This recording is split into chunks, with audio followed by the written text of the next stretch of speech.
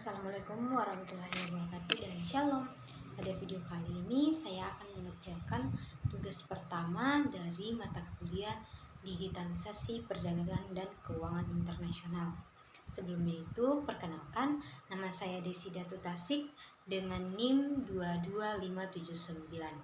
Baik, kita langsung saja pada soal yang pertama, yaitu sektor mana yang menurut Anda paling terpengaruh oleh ekonomi digital di Indonesia?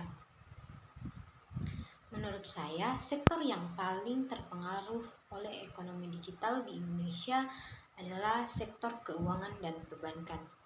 Ekonomi digital telah memiliki dampak signifikan pada berbagai sektor di Indonesia, termasuk sektor keuangan dan perbankan.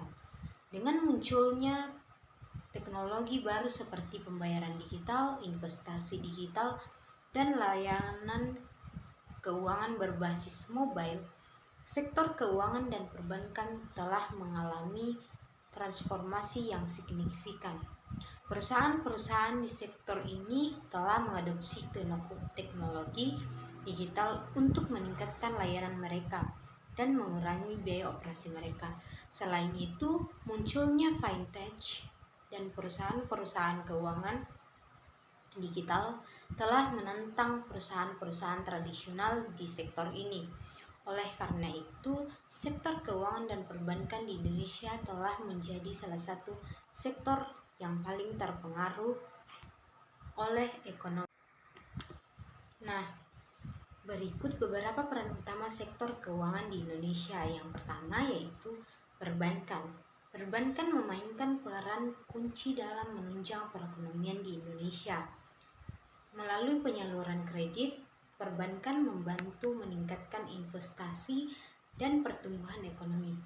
Perbankan juga membantu membiayai usaha-usaha kecil dan menengah serta membantu pemerintah membiayai proyek-proyek infrastruktur dan membangun ekonomi. Yang kedua yaitu produk dan layanan. Perbankan menyediakan berbagai produk keuangan seperti deposito, tabungan, kredit pemilikan rumah, dan kredit pemilikan kendaraan bermotor. Hal ini membantu masyarakat membeli rumah dan kendaraan bermotor yang mereka inginkan dan memperkuat perekonomian Indonesia. Kemudian soal yang kedua yaitu apa saja tantangan utama dalam mengembangkan ekonomi digital di negara berkembang? Beberapa tantangan utama dalam mengembangkan ekonomi digital di negara-negara berkembang termasuk akses terbatas ke internet dan teknologi, kurangnya infrastruktur digital yang memadai, kurangnya keterampilan dan keahlian dalam penggunaan teknologi digital, kurangnya regulasi dan kepatuhan yang jelas, dan kurangnya kesadaran dan dukungan dari pemerintah dan masyarakat. Mengembangkan ekonomi digital di negara-negara berkembang menimbulkan beberapa tantangan. Salah satunya adalah akses terbatas ke internet dan teknologi yang dapat membatasi kemampuan individu dan perusahaan untuk mengadopsi teknologi digital. Tantangan lainnya adalah kurangnya infrastruktur digital yang memadai, yang dapat membatasi kemampuan perusahaan untuk mengimplementasikan teknologi digital dan mengakses pasar global. Selain itu, kurangnya keterampilan dan keahlian dalam penggunaan teknologi digital dapat menjadi hambatan bagi individu dan perusahaan untuk mengadopsi teknologi digital dan memanfaatkannya secara maksimal.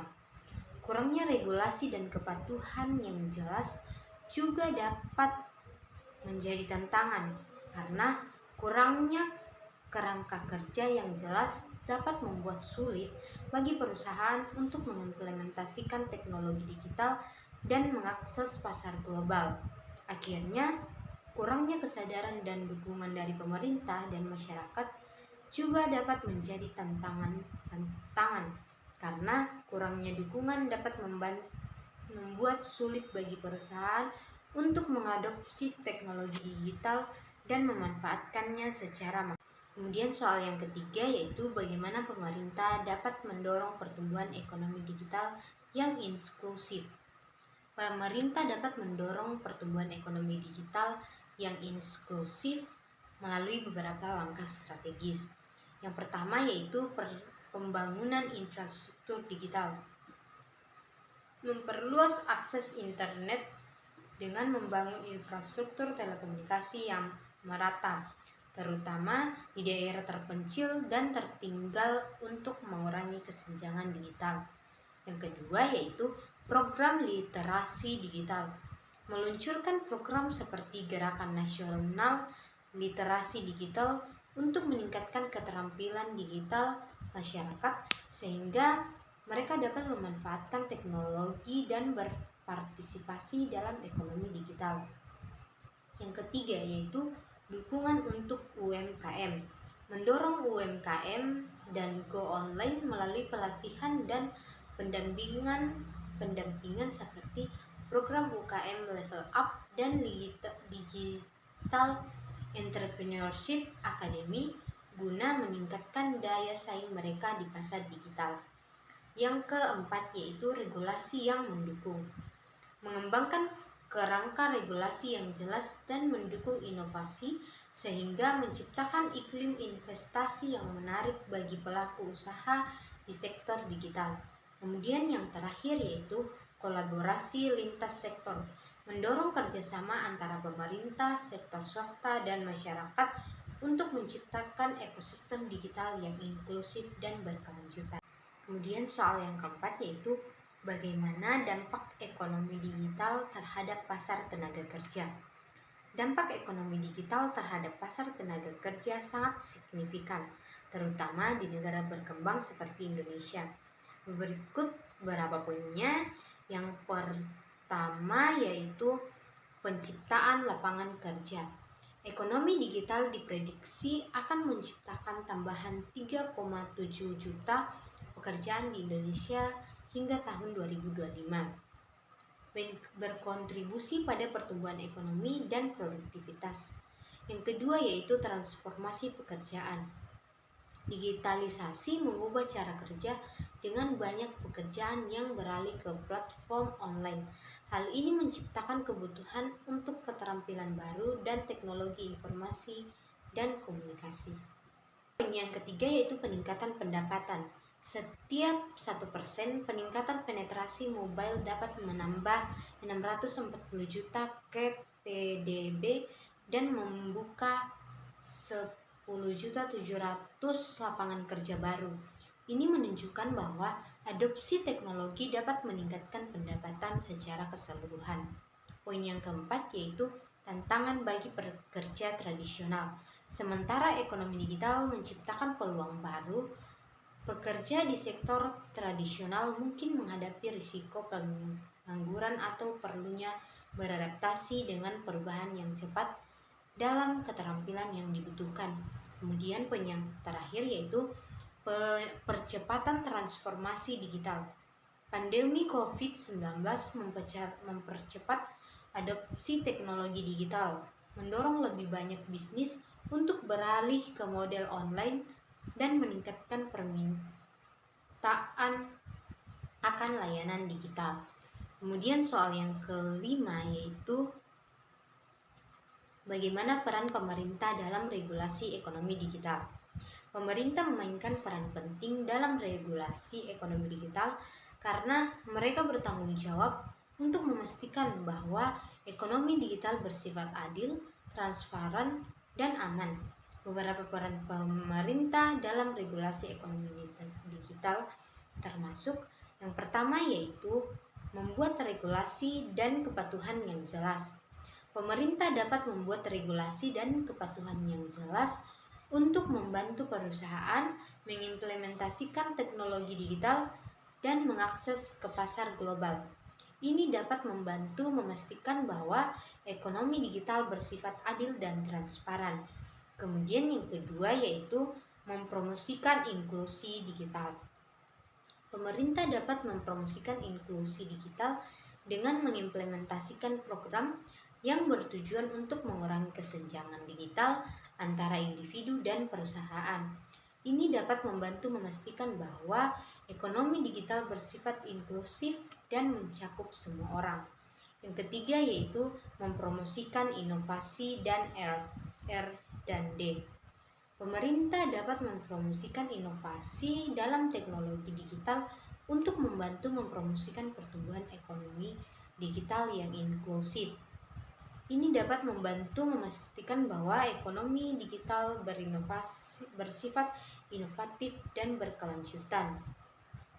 Kemudian poin yang terakhir, mempromosikan kolaborasi dan kerjasama.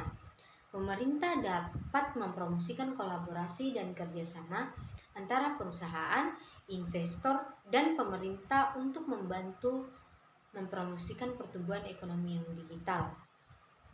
Kemudian soal yang keenam yaitu bagaimana keadaan siber dalam ekonomi digital. Keamanan siber dalam ekonomi digital sangat penting untuk melindungi data, infrastruktur, dan transaksi online yang semakin meningkat dengan perkembangan teknologi.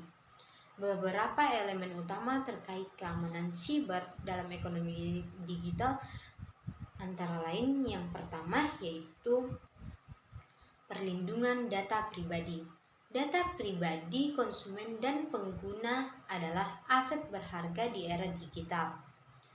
Perlindungan terhadap pencurian data, kebocoran, dan penyalahgunaan informasi pribadi menjadi sangat penting bagi keberlangsungan ekonomi digital. Yang kedua yaitu keamanan transaksi digital. Transaksi yang dilakukan secara online termasuk perbankan digital, e-commerce, dan pembayaran elektronik membutuhkan enskripsi yang kuat dan autentisasi yang aman untuk menghindari penipuan atau peretasan. Yang ketiga yaitu pengelolaan risiko siber. Bisnis perlu memahami risiko siber yang mungkin terjadi seperti serangan, ransomware, malware, atau phishing dan mengambil langkah-langkah preventif melalui perangkat lunak keamanan, firewall, serta pelatihan staf tentang ancaman siber. Kemudian yang terakhir yaitu regulasi dan kepatuhan. Banyak negara memiliki regulasi untuk memastikan keamanan siber, seperti GDPR di Eropa atau UU Perlindungan Data Pribadi di berbagai negara. Perusahaan harus mematuhi aturan ini untuk menjaga keamanan dan kepercayaan konsumen. Kemudian soal yang terakhir yaitu jelaskan etika dalam ekonomi digital. Etika dalam ekonomi digital mengacu pada prinsip dan nilai moral yang mengatur perilaku dan tindakan individu dan perusahaan dalam lingkungan digital. Ini mencakup masalah seperti privasi, keamanan, dan keadilan dalam penggunaan teknologi digital. Beberapa prinsip etika dalam ekonomi digital meliputi yang pertama yaitu privasi. Etika dalam ekonomi digital menekankan pentingnya melindungi privasi individu dan data sensitif. Ini termasuk memastikan bahwa perusahaan menghormati privasi guna dan tidak mengumpulkan atau menggunakan data mereka tanpa izin. Yang kedua yaitu keamanan. Etika dalam ekonomi digital menekankan pentingnya melindungi data sensitif dan sistem digital dari ancaman siber. Ini termasuk memastikan bahwa perusahaan mengimplementasikan tindakan keamanan yang tepat dan melatih karyawan tentang praktik keamanan yang baik. Kemudian poin yang terakhir yaitu keadilan. Etika dalam ekonomi digital menekankan pentingnya memastikan bahwa penggunaan teknologi digital adil dan tidak diskriminatif. Ini memastikan bahwa perusahaan tidak memperlakukan penggunaan dengan tidak adil berdasarkan ras, jenis kelamin, atau faktor lainnya. Sekian video tugas saya kali ini. Mohon maaf jika ada salah kata. Assalamualaikum warahmatullahi wabarakatuh dan shalom.